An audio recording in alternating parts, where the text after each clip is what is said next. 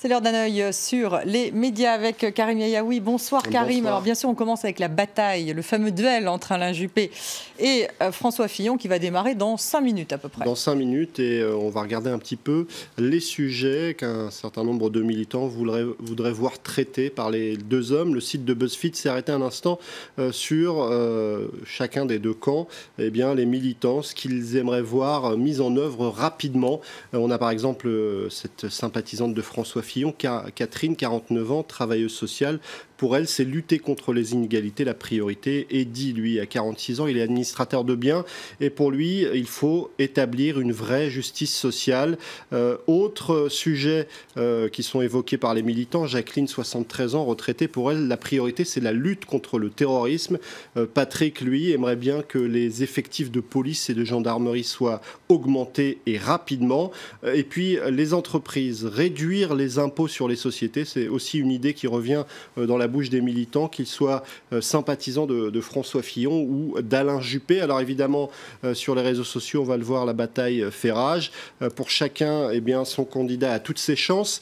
Ce sympathisant de François Fillon partage sur son compte Twitter ce petite étude relayée ici par le site de BFM qui montre que projet contre projet, eh bien, d'après les sympathisants de droite et du centre, c'est le projet d'Alain Fillon qui aurait la faveur des électeurs, alors que ce compte Twitter proche plutôt de membres du MoDem, lui considère que entre les deux hommes, c'est Juppé qui l'emporte la main pour le progrès face au vieux conservatisme. Alain Juppé l'a répété sur son compte Twitter, ce débat doit être le débat des idées, je veux souligner nos différences, je parle des projets, parce que c'est vrai que depuis quelques jours, l'affrontement entre les deux hommes a pris parfois une tournure étonnante. Hubert Huertas est journaliste, il souligne que depuis quelques jours, il lit partout des papiers sur le rapport de Fillon et Juppé au catholicisme. Je me pince, 8 jours avant, il ne parlait que de laïcité. Le site du Huffington Post s'interroge, pourquoi Alain Juppé insiste sur sa culture catholique dans son duel contre François Fillon. Il a eu cette phrase, Alain Juppé: « Je suis catholique, je suis baptisé, je m'appelle Alain Marie, je n'ai pas changé de religion et je comprends parfaitement le point de vue de mes co-religionnaires. » Sans doute que c'est une façon de répondre à cette campagne, notamment menée sur Twitter par une partie de la fachosphère, où on a rebaptisé Alain Juppé Ali Juppé, en lui prêtant des accointances avec les frères musulmans, une campagne grotesque sous Libération, mais efficace sur cette supposée complaisance envers l'islam. Et c'est vrai que sur les réseaux sociaux, un certain nombre de comptes proches de l'extrême droite relayaient ce genre d'images, ces montages avec un Alain Juppé barbu, rebaptisé Ali Juppé. Et cette proximité, ou en tout cas ces soutiens venant de l'extrême droite, on les a vus clairement s'exprimer. Cette journaliste de Mediapart souligne par exemple que François Fillon a reçu le soutien de Patrick Buisson, d'Aymeric Choprade, de Jacques Bompard, un certain nombre de figures de l'extrême droite, ou alors de membres de la droite qui ont parfois des idées proches de l'extrême droite. Le site du Lab souligne justement que Patrick Buisson salue une révolution conservatrice. Alors ce qui est intéressant, c'est que du côté des militants pro-Fillon, on accuse Alain Juppé d'aller chasser sur les terres de gauche. C'est le cas de cet internaute, Raymond Calzation, qui souligne que lui fait partie d'une droite décomplexée et qui, sur son compte Twitter, écrit: « Le simple fait que ce compte existe devrait nous précipiter à voter Fillon. » Ce compte s'intitule « La gauche avec Juppé ». On a même vu apparaître un site internet, JupPS. C'est un espèce de questionnaire. On demande aux internautes à qui appartient cette citation.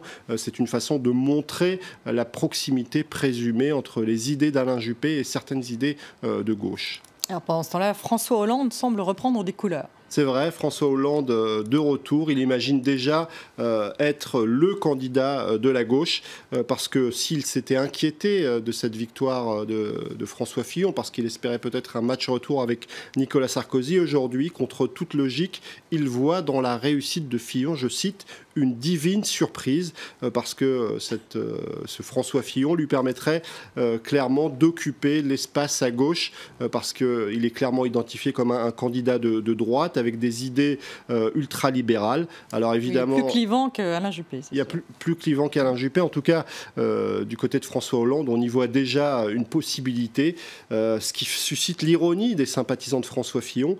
Avec ce tweet, par exemple, Hollande a décidé de se présenter bientôt sa candidature à la présidentielle, car depuis dimanche, il entend partout François président. Évidemment, pour les militants fillonistes, il s'agit de l'autre François. Et si François Hollande s'imagine déjà candidat de la gauche, ça continue de susciter des tensions. Le site du Point raconte ce rififi chez les députés PS autour de la candidature de François Hollande, tandis qu'un certain Arnaud Montebourg invite les électeurs de droite à venir éliminer François Hollande lors de la primaire de gauche. Bon, alors très vite, Emmanuel Macron, quand cette période de primaire réussit à exister dans les médias. Il est en une de match, me semble-t-il. Il est en une de match, exactement. Il sort son livre aujourd'hui. Il sort son livre aujourd'hui, et cette une de match fait couler pas mal d'encre parce que en mars dernier, Emmanuel Macron expliquait: exposer mon couple, c'est sans doute une maladresse, une bêtise, ce n'est pas une stratégie qu'on reproduira, mais le revoilà à la une de Paris Match. Macron le défie en marche avec Brigitte, ce qui suscite l'ironie de l'humoriste Charline Vanhoenacker. Macron a fait la une de Match pour la 3e fois en 6 mois. Cette fois, c'est clair, l'hebdo fait campagne pour le mouvement En Match.